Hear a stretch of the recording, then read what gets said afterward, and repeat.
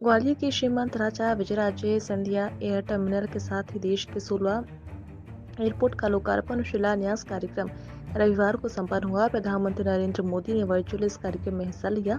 वहीं प्रदेश के इतिहास में ये एक दिन गौरवशाली दिवस के रूप में याद किया जाएगा, क्योंकि देश के सबसे बड़े टर्मिनल का शुभारंभ किया गया है।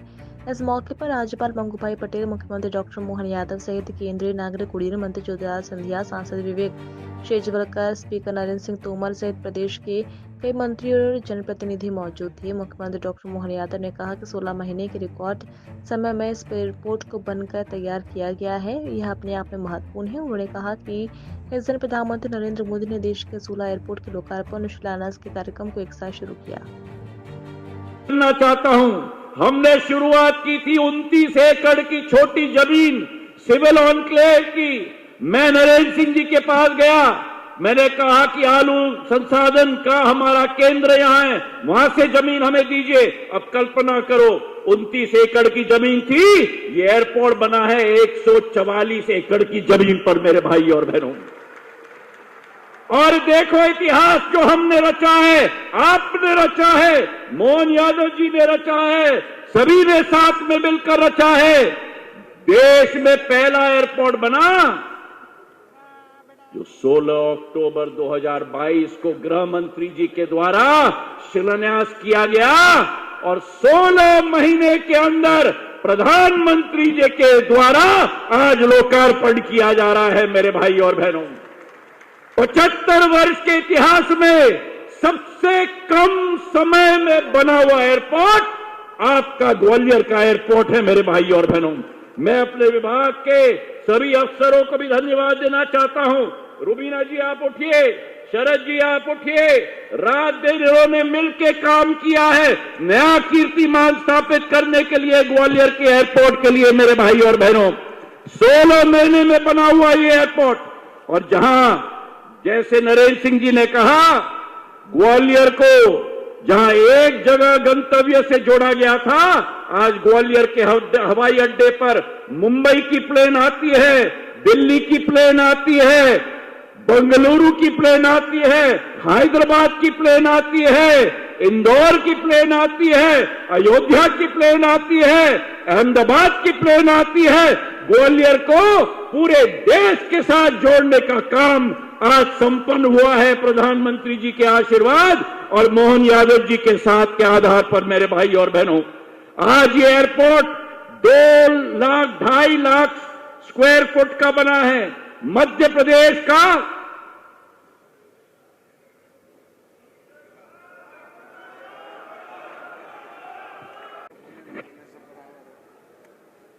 स्वर्गीय राजमाता सिंधिया विमानतल के लोकार्पण के अवसर पर हमारे महामहिम राज्यपाल माननीय मंगूभाई पटेल जी, हमारे अपने यशस्वी नागरिक उड्डयन मंत्री माननीय सिंधिया जी, विधानसभा अध्यक्ष माननीय नरेंद्र सिंह जी तोमर जी, लगातार प्रवास के कारण मेरा गला थोड़ा ऐसा लग रहा है कि मुझे अपनी बात कम शब्दों में और कम समय में ही पूरा करना है, लेकिन सबका भाव भी है और मेरी भूमिका भी है। पूरा मंच सबको प्रणाम करते हुए जोरदार तालियां बजाएं समूचे अतिथियों के लिए।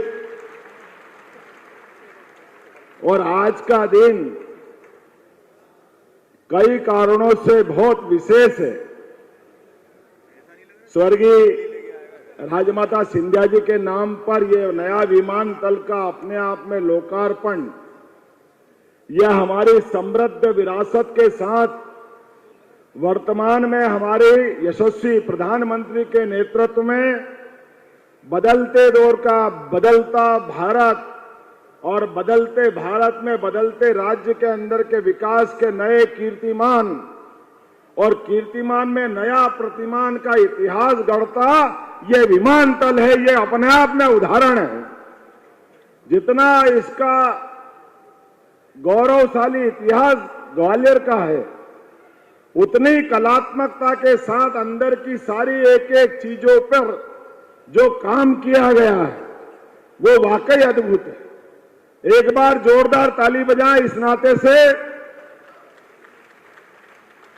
कि राजमाता जी के जीवन का जो उनने अपने जीवन की एक धारा बनाई थी, जो उनका व्यक्तित्व था, उसके आधार पर, और आज एक और सुखद संयोग है, विकास के मामले में स्वर्गीय श्रीमंत माधवराव सिंधिया जी का भी इनाम पूरे देश में अत्यंत सम्मान से लिया जाता है।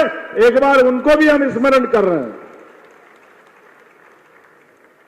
और माननीय सिंधिया जी ने कहा है, मुझे भी मजा आता है इतिहास की बात करने में, ग्वालियर घराना माननीय हम सब जानते श्रीमंत शिवाजीराव महाराज साहब के समय संकल्प उनने लिया, बाजीराव जी ने कदम बढ़ाए, लेकिन मुगलों से चट्टान की तरह मुकाबला करने के लिए सदैव ग्वालियर घराना यहां से अपनी भूमिका अदा करता रहा। उस कठिन काल में भी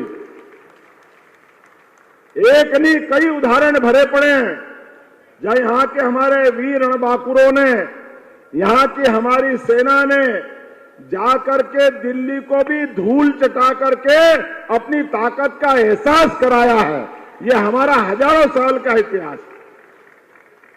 और यहां नहीं, उस चुनौती के काल में जो बताया गया, एक एक मंदिरों के नाम लिए, एक एक स्थान की बात कही है, जो इस एयरपोर्ट में दिखाई देती है, वो यहां से नहीं, यहां से लगा करके जहां तक हमारी उत्तर भारत की सीमाएं घूम रही है, जहां जहां हमारी इस रियासत से संबंध था, यहां से पहले उज्जैन राजधानी थी, उज्जैन के सभी बाबा महाकाल के मामले में एक बार जोरदार जयकारा लगाए, बोले महाकाल महाराज की। आज महाकाल का, महालोक का पूरा परिसर जिस प्रकार से हम सब देख के आनंदित होते हैं, उसके केंद्र बिंदु में जो बाबा महाकाल का मंदिर है, वो हमारे श्रीमंत महाराज जी द्वारा निर्मित था। जोरदार अभिनंदन करें उस काल को लेकर के।